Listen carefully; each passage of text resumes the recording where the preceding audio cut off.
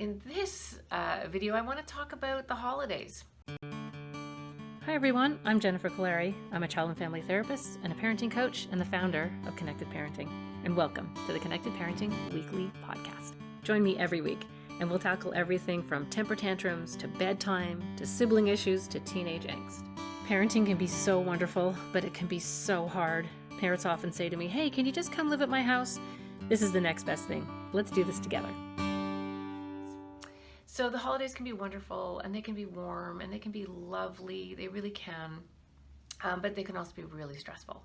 So kids are tired, they're sugared up, they're excited, and excitement doesn't always feel great in a child's body. Sometimes it just feels like excess energy that they have to diffuse.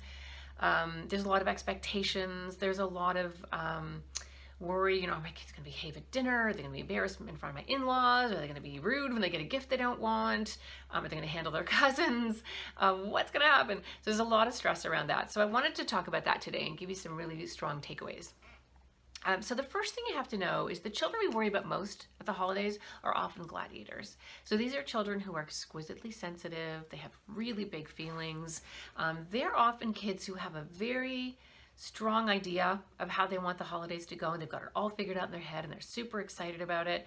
And then when one thing doesn't go the way they wanted it to go, they can completely fall apart and take the whole family down with them. They will often sabotage big family events, which causes parents and other family members to be on edge during these moments. So that's the first thing. The second thing, though, is they're often afraid of themselves. So they know they have the capacity to blow things and to get really mad and to ruin things. And, in some of our anger and our frustration, we say that. We say, oh my gosh, can't we get anything ever go right with you? Why do you always have to ruin everything? We do say that to our children sometimes, and we don't mean to, but it comes out. And so they know this about themselves, and we don't even have to say it. They know it. They know they're the ones often that blow it. So what happens is they often become quite worried themselves. Am I going to do this? Am I going to be able to get through this? Am I going to get through this night?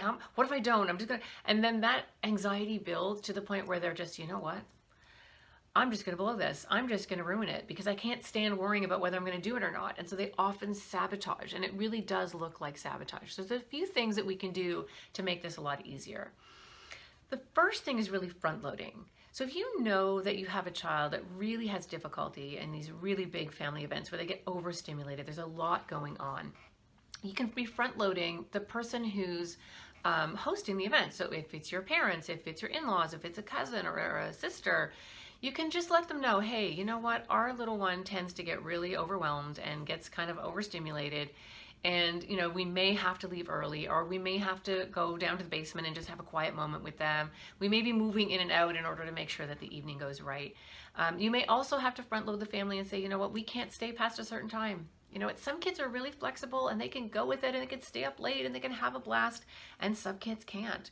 And the kids who can't will sort of ruin the night for everybody. They may ruin it for their siblings, and you'll pay a price the next day because they're exhausted and nasty the next day because they're so tired. So you may have to be the family that leaves early. That's where your calm technique comes in. That's a technique I talk about in the webinar and all of my work, where you're, really kind of mirroring, saying, oh, you put so much work into this. You've done such a lovely job. You had such beautiful things planned for this evening. I'm really sorry. We have to leave at 9:30, or we're going to have to leave at 10 o'clock or 8:30 or whenever it is. Some kids just can't be flexible. And then you're also front loading the children that that's the time that you're going to be leaving. Also, you can make sure that your parenting doesn't change that much. So you're not parenting that differently at your in-laws' house, because if you do, if you're like, you're embarrassing me.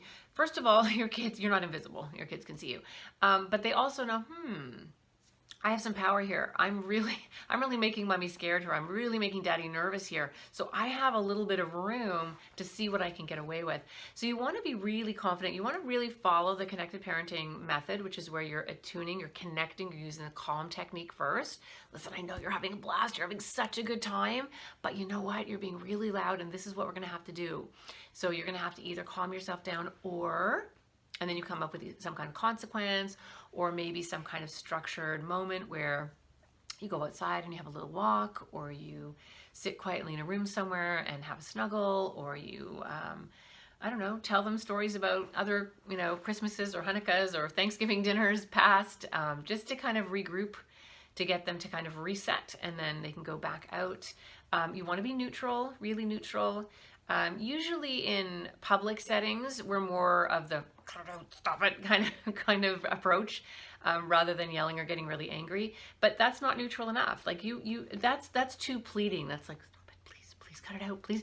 Whenever you're sort of pleading with your kids, they're going to look at you and go, well, she's asking me a question I could say no to, so no. So you actually want to have that neutral, that sort of rock solid sense of like, this is really important. You need to be listening to me, and you have to believe yourself. So if you have a moment of, oh, they're probably not going to listen. Oh, this is probably not going to go well. Oh my gosh, I know what's coming. If that's your energy, your children have already picked up on that. They're going to pick up on that, and they're going to they're going to take advantage of that is what's going to happen. So you really have to be, whatever happens, whether it goes south or not, I can handle this. I've got this. And that's a really important energy to bring to the dinner. What else can I tell you? Oh, give them a script. So especially if it's something where there's gift exchanges, one of the things that can happen with kids like this is they get so upset if it's not a gift that they wanted, or, had an idea of this, something they hoped they were getting, or they already have it. And then they can have such a reaction to it. They can get so upset. So actually give them a script. So what can you do? Sit down and say, hey, what happens if you get something you already have, or something that you don't like, or something you think is for a baby and you're not a baby? Kind of talk about those things and then give them a script. So they can say to their grandmother, oh, thank you so much. Thank you for thinking of me. This is really nice. And then exchange it later. Or if it's a special, I don't know, snack or dessert that someone's made that they don't actually like, give them the script. Oh, that looks so beautiful. It looks so delicious. I'm so sorry, Grandma, but I don't actually like lemon. Right? But thank you. Like, give them the script. Don't expect them to think about it on the spot.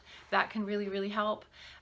Managing expectations is a really big part of the holidays. Being able to keep things short and sweet whenever possible. Make sure there's not too many things going on in a day. And sometimes you can't do anything about that. Sometimes there just are big events going on in the day, and that's where you want to have little moments where you take them off by themselves, just to have a cuddle, or hey, let's go look at the snow falling out the window, or let's go have a little walk around the block, or come and sit with me for a minute. It doesn't have to be negative. It doesn't have to be a consequence. If they're getting really out of control, though, you want to have a contingency plan. You want to have a plan where either one of you goes home early with one child, or they will have a bit of a reset or timeout in another space in the house and then come back. You can give them a sort of 3 strikes, you're out. You've got 3 chances to do that, and then after 3 strikes, you got to go home. I know that's really hard to do, and no one ever wants to do that, but staying when it's well past what your children can manage usually just ends up making everyone feel awful and everyone feel uncomfortable. You can also, if you're not too far away, you can go home and come back. It doesn't have to be super final. You can give kids an opportunity. Sometimes they just need to feel that limit is there and look to you to know that you're actually the alpha, you're actually in charge, which means not being out of control or not pleading or begging. It means having that really nice neutral place in the middle where you are in charge. I would make sure too that they have food first. Sometimes what happens is if you're going for a dinner and you want them to eat their dinner, you're getting ready, you're traveling there, whatever you're doing, and they're hungry by the time they get to the dinner. And that is a recipe for disaster. When kids get hungry, they either get nose talking and they're complaining like this, or they get angry or sometimes aggressive. So make sure you've got the 3-bite rule going. So every hour and a half to 2 hours through the holidays, they're eating a protein.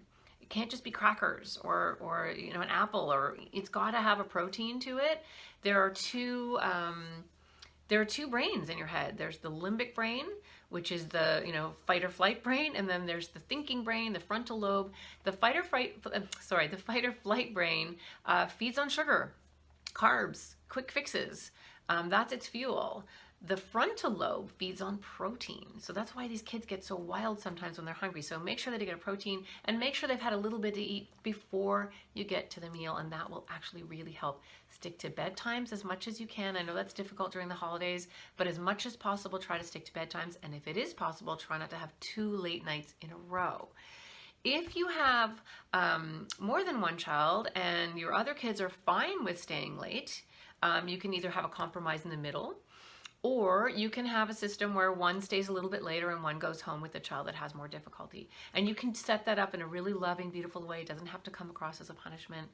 The holidays are are really a wonderful, wonderful time, but we often have to manage our own expectations. We really get frustrated at ourselves when you think, oh, we spent all this money and it's such a beautiful time and everyone should be happy, and this is horrible. Why are our children misbehaving? And that can really upset us. So we have to understand that behaviors don't take a holiday. They don't go away just because it's Thanksgiving or Hanukkah or Christmas or whatever beautiful holiday you're celebrating. They go with you. And so managing your own expectations can be a really, really big piece of this. Remembering too, to always connect before you correct. Always connect before you correct. Make sure that you're using the calm technique with everyone that you're interacting with over the holidays. That really gets the oxytocin flowing, gets them feeling warm, that's the medicine. That's the medicine. And when the communication is good, then your kids are going to tell you what's wrong instead of show you what's wrong. And that's the best present of all. Hi, I'm Barrett Kaleri from Connected Parenting. I hope you enjoyed our podcast. And don't forget to check us out on the web at connectedparenting.com and like us and follow us on Facebook.